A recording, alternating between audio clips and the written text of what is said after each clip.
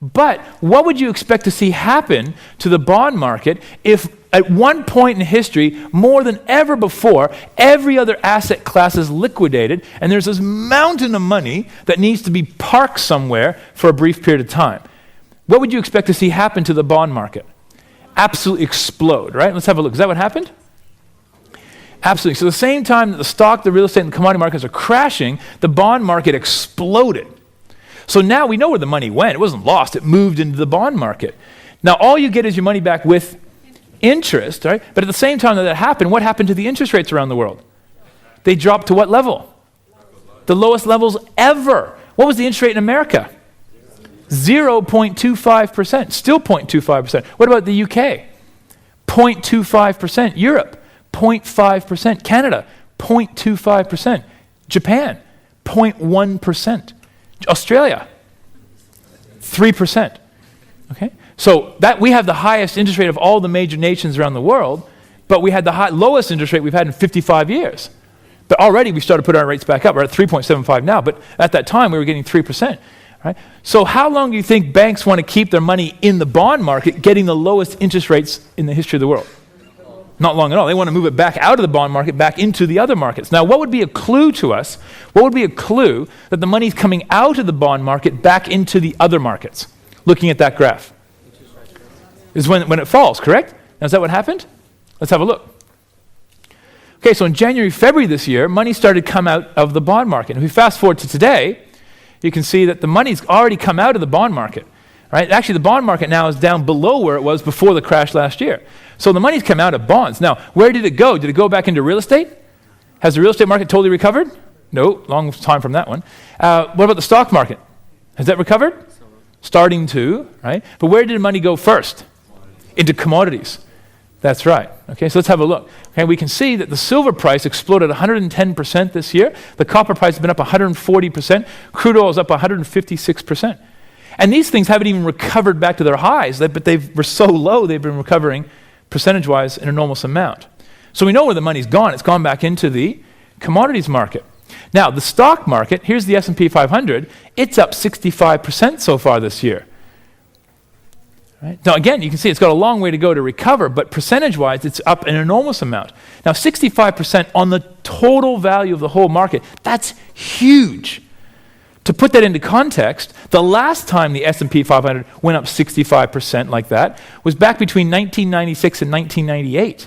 And that was known as the tech boom. Right? And that took 18 months to happen. This time around, it's happened in 7 months. We are currently in the biggest stock market boom in the history of the world, and the media would have you believe we're still in a recession. Is that fair? All right? Actually, who's heard that the media has only just recently started to say, oh, you know what?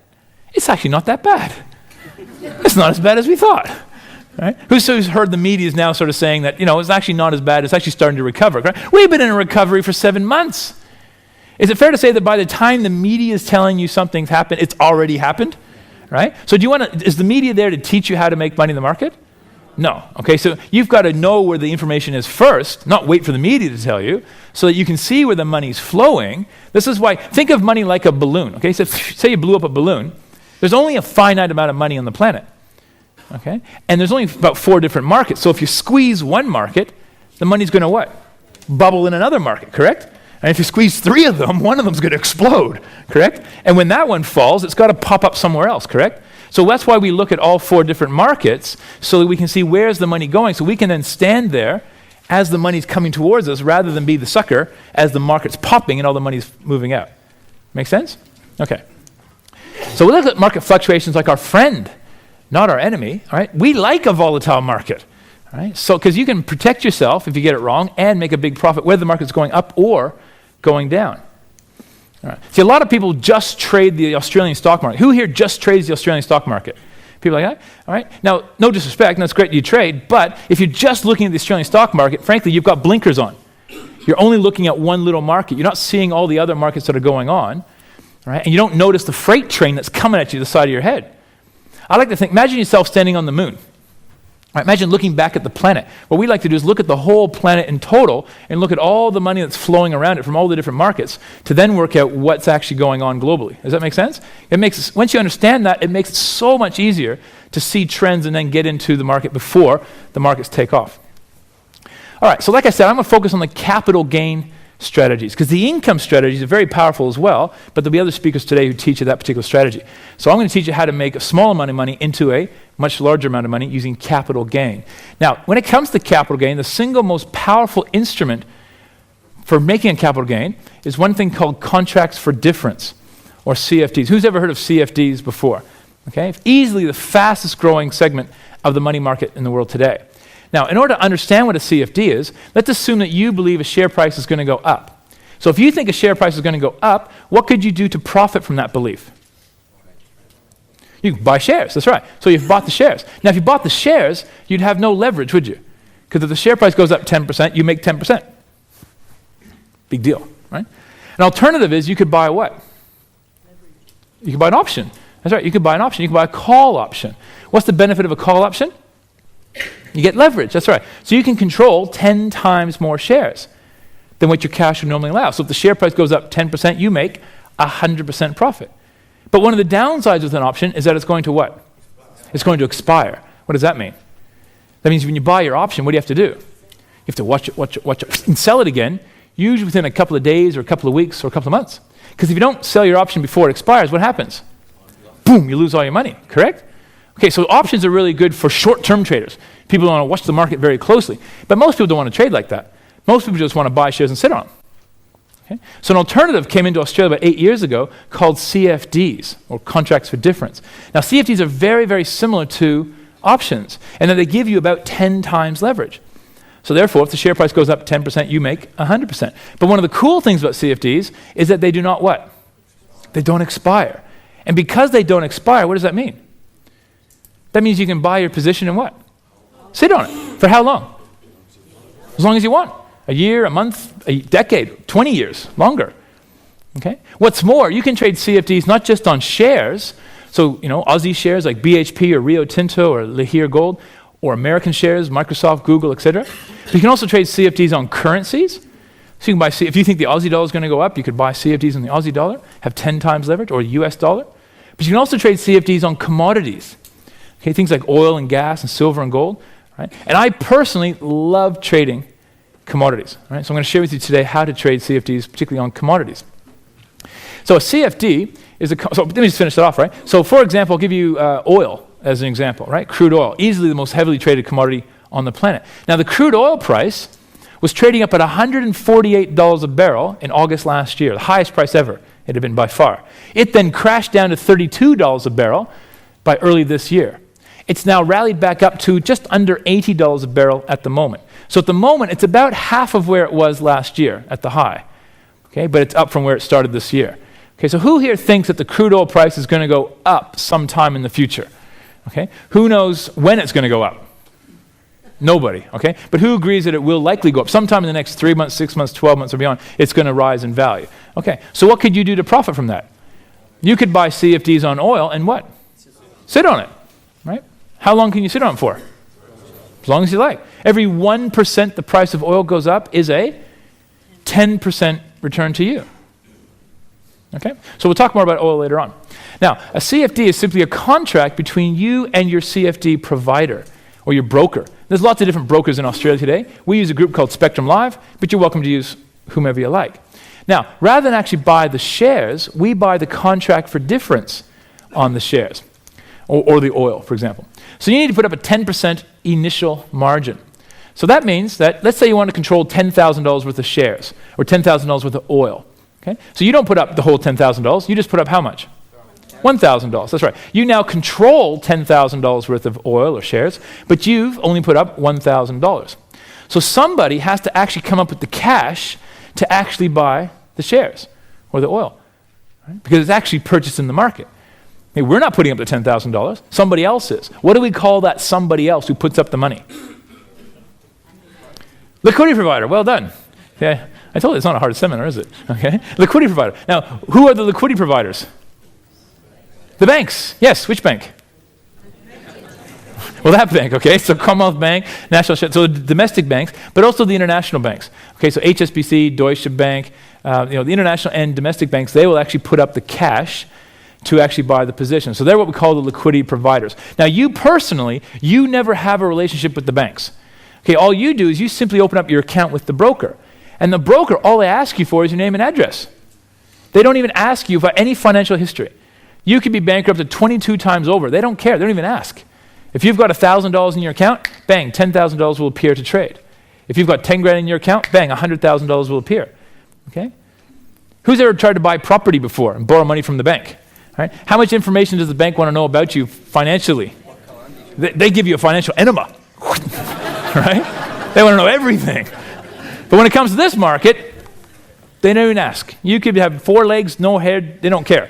All right? If you've got $1,000, bang, 10 grand appears. Right? They don't even ask the question. Okay, so you open up your account with the broker. The broker then deals with the liquidity provider. You just need to know if you put up $1,000, boom, money will appear in your account to do the trade. So the liquidity provider, they actually buy the shares, or they buy the oil. So we don't technically own it. They own it. We have the contract for difference on it, right? Which simply means that if the value of the shares or the oil goes up, we get the difference. If the value goes down, we are responsible for the difference, okay? So if the price goes up, we make a profit. If the price goes down, we make a loss. That's right. So let's assume in this situation the price actually goes up by 10%. So let's say we've got $10,000 worth of shares. We've put up our $1,000. Let's say the price goes up by 10%. How much are the shares now worth? $11,000, right? So how much profit is in that trade? $1,000 profit. So if we now close out the trade, we get back our $1,000 margin and we get back the $1,000 profit. So what percentage return have we made? 100%. So even though the share price only went up 10%, we've made 100% profit. Okay, and this is simply what we call what? Leverage, right. And in this case, we have a 1-for-10 leverage ratio. Every 1% the share price goes up is a 10% profit to us. Easy.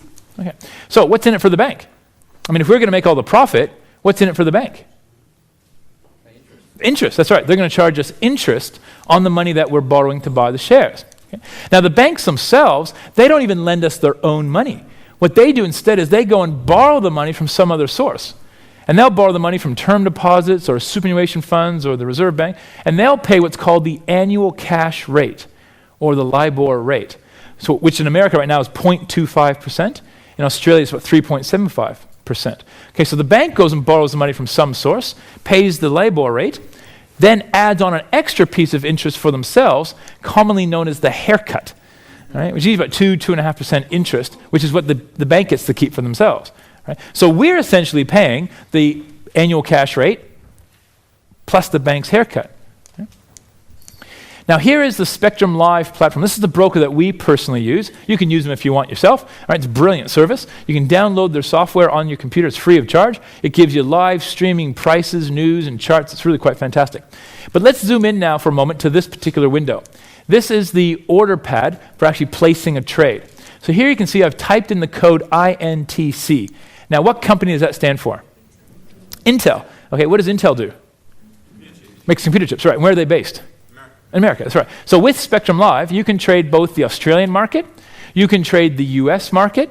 In fact, you can trade 21 different markets around the world.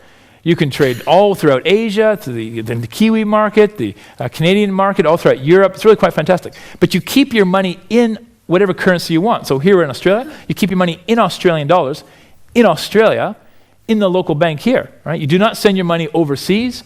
You don't put it with an American broker. It stays in Australia, in a local bank, in Australian dollars, and yet we can still trade through one account all the international markets. It's quite fantastic. At some of the absolute cheapest prices of any broker in Australia.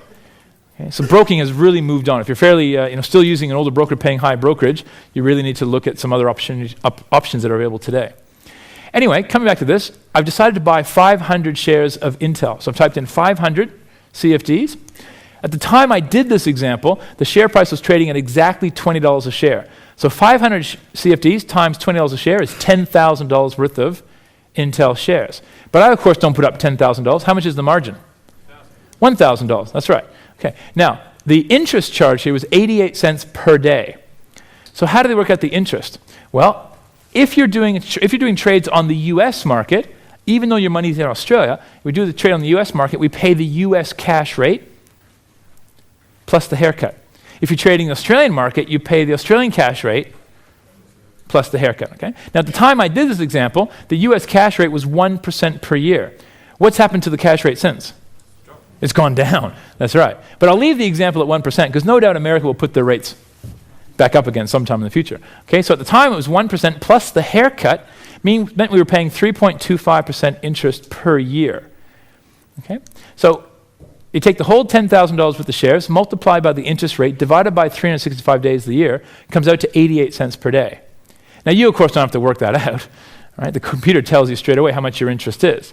Okay, but as an easy sort of rule of thumb, what I say is that for every $10,000 worth of shares you want to trade, you put up $1,000 or 10%, and it will cost you about $1 a day in interest.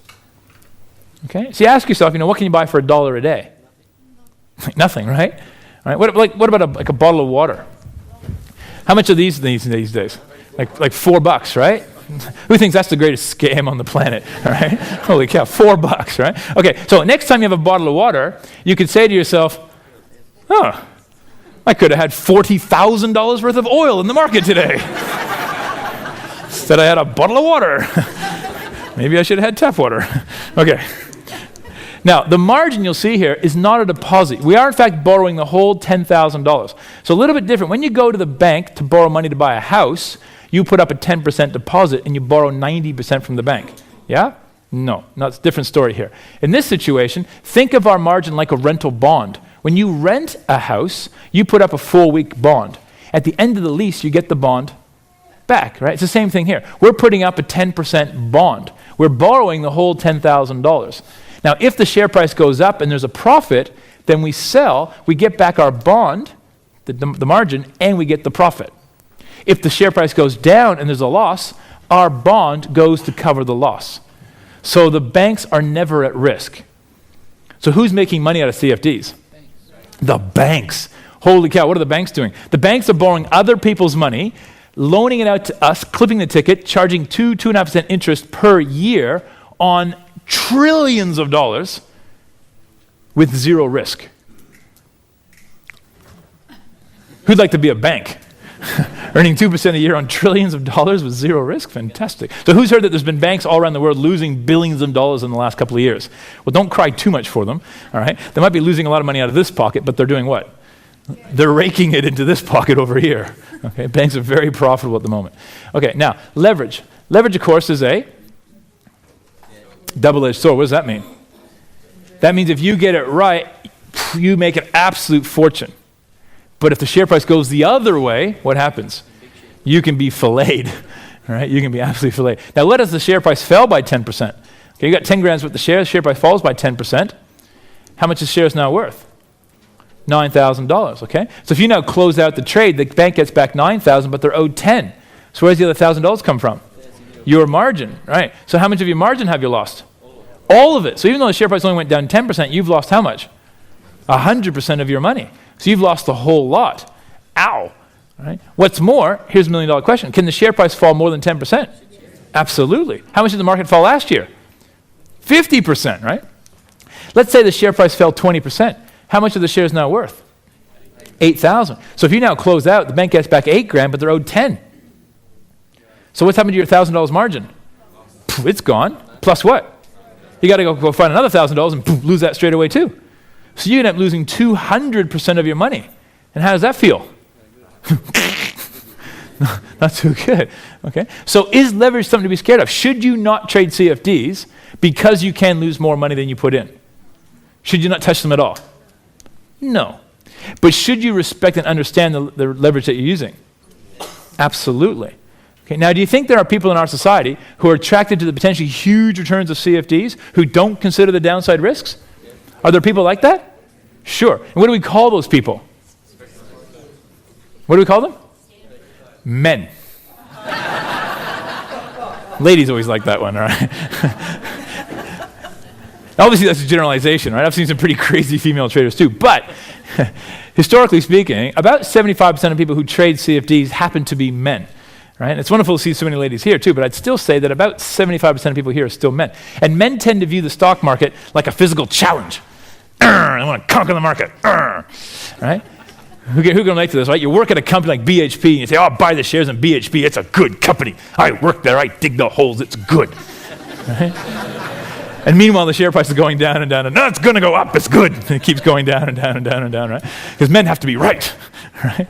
Women look at it, they go, get out of it. Close out. Sell. Right? Who can relate to that as a guy? I definitely can. You hold on to trades that go against you. Okay. Warren Buffett puts it this way. I'm a huge student of Warren Buffett. Warren Buffett says that derivatives, which include options and CFDs, right, are financial weapons of mass destruction. Right? That used by people who know what they're doing can be used to create absolutely fantastic wealth, as I've demonstrated to you already. Okay? Used by people who don't know what they're doing, the uninitiated, the uneducated, the plain stupid and greedy, right? You can absolutely destroy your account. You can lose all your money and multiple times they're over. Okay, so if you're not going to go to the effort to learn how to use these things properly, don't trade them. But if you're going to go to the effort to learn it, they're fantastic when you know what you're doing and you know how to protect yourself. They're by far what I consider the most powerful wealth creation strategies on the planet. And frankly, I'd love to see someone show me, if I could challenge anyone to show me a better strategy, because I've never seen it, and I would love to. All right, now let me ask you a question. What is the single most important thing to becoming a successful trader? Is making a huge profit the single most important thing? No. Mindset, not so much mindset to a degree, but there's one thing particularly. To become a successful trader, the most important thing is to what? Is protect your money. Right? Is to protect your money. Right? You said that, didn't you, sir? Well done, sir. Ready? There you go, mate. Well done. Excellent, right? Protecting your money. Right? How you protect your money will determine ultimately how successful a trader you'll become. Okay, everyone who's here has ever gone through a dark time in their life? All right, we've all gone through a dark time, right? We've lost money, we've lost a loved one, or we lost a job, whatever, right? It's how you handle yourself in the dark time that determines who you are as a person. Is that fair? Anyone can handle the good times. It's how you handle the down times that determines who you are. It's the same thing with trading. Anyone can handle the profit. That's the easy part, right? It's how you handle your losses that determines how successful you'll ultimately be. Okay? Now, Warren Buffett again puts it this way. He says there's only 2 rules to becoming a successful trader. That's it, only 2 rules. What's rule number 1? Never lose money. What's rule number 2? Never forget rule number 1. Easy. Now that sounds incredibly what? Obvious, right? Obvious and simple. But the reality is 99% of people who trade do not follow these rules, even including institutions and fund managers. All right. Let me ask, who here trades? Who's ever traded before? Stocks or options or anything? Okay. What's the thing you normally use to protect your downside risk? A stop loss, right. So who's ever heard of a stop loss before? All right, most of you. Okay, what's a stop loss? A stop loss is simply an order that you give to your broker that says, if the share price falls to this level, bang, close out my trade, sell, stop the loss. Make sense? So for example, let's say you bought your shares at $10 and you put your stop loss down at $9.50, which is about 5% below the purchase price. And so if the share price hits $9.50, bang, automatically the computer closes out the trade and you cut your loss, you stop your loss. Now, if the share price has fallen 5%, how much of your money have you lost on the CFD? 50%, right? Why? Because you got 10 times leverage. Okay. And so here's your strategy for getting out of your trade, losing 50% of your money. Is that following rule number 1? What was rule number 1? Never lose money. It wasn't never lose money. Up to 50% is okay. What did it say? Never lose money. Okay? So what some people say is, let's put our stop loss down at 2%. That's better. Now if it's a stop loss, only lose how much? 20%. That's better. You're still losing money, but at least it's not as 50%. But what's the problem with having a 2% stop loss? It's too tight. Right? It's too tight. Right? The market's fluctuating during the day. It can easily come down, hit your stop loss, close you out for a loss, and then what? Bounce back up again. Who's ever been stopped out of their trade before? Oh, don't you hate that? Because you're doing everything right. You're on a winning trade. You should have made a profit, but just for a minute. It comes down, hits your stop loss, closes you up for a loss, and then despite you, does what? Bounces back up again. Oh, I hate that. So what some people say is, let's put our stop loss down at 10%. Now we're not going to get stopped out as much. But what's the problem with the 10% stop loss? Yeah, you're not really stopping the loss. You've lost everything at that point. So where's the happy balance? Around 5%. That's why most people put a 5% stop loss. But the reality is you're still losing 50%, aren't you? What's more, you might buy your shares at $10, put your stop loss at $9.50, but can the share price gap? Can it open lower the next day? It might open down at $9. Right? So you could end up losing 100% or more, even though you're only prepared to lose 50%, correct? Okay, so obviously there has to be a better way, right? Can I get a handheld mic? Can someone get me a handheld mic, please? All right, there has to be a better way, okay? And there is. In fact, how many people here have seen me speak before? All right, I recognize a couple of familiar faces, just down here, thanks, hands.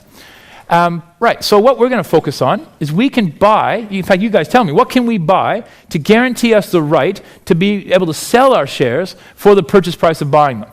What can we buy? Insurance. Well, what do we call that? A put option, right? We can buy a put option. Who's ever heard of put options before? Right, who's never heard of put options before? Who's heard of them but doesn't really know what they are? Right, okay, cool. So, what an option is simply the right to buy or sell a parcel of shares at a set price on or before a set date in the future. Now, there's two different types of options. What are the two different types? Calls and puts. Right. So a call option gives you the right to buy shares, and a put option gives you the right to sell shares. Excellent. Okay. Now, how many people here? Well, I'm going to speak now to the people who haven't seen me speak before. Okay, because if you've seen me speak before, you kind of know where I'm going with this, all right? So I'm now speaking to people who haven't seen me speak before. So of all those people who haven't seen me speak before, how many people here own a car? Okay? Now, who insures their car? All right? And who has never traded options before? So owns a car, insures a car, and hasn't really traded options before much. Okay, great. I'm going to pick on you, sir, only because you were being a bit loud before as well, okay? So you look like a bit of fun. All right. Now, what's your name, sir? Simon. Simon. Okay, cool, Simon. And Simon, you own a car? Yes. And you insure your car? Yes. And you've never traded options before? That's right. Brilliant. But you want to learn? Yes. Excellent. Okay. Now, Simon, do you crash your car every year? No. No. Have you ever crashed your car? Yes. Yeah. How long ago? Years ago. Years ago. Okay. So how much insurance do you pay? $80 a month. Okay. So what's it? 900? Almost call it $1,000 a year, right? For a round figure. Okay, $1,000 a year. All right. And do you mind if I ask you how much is your car worth? They say it's worth about $6,900. Oh, really? Okay, so you're paying around about 15% of the value of your car in car insurance every year, right? How old are you? 22. You had to think about that one, didn't you? All right. 22. Well, that's why you pay so much car insurance, okay? So 22-year-old guy, obviously his insurance can be a bit more expensive. Most people in Australia pay somewhere between about 5 to 10% of the value of their car in car insurance. Okay, you young guy, you've already had a car. You're only 22, you've already had a car accident, for crying out loud. No wonder you pay $1,000 a year. Okay, so... Simon, all right. Now, but you haven't crashed your car recently? No. Long time. Okay. Now, Simon, if you don't crash your car, so at the end of the year, the car's totally fine, no one's crashed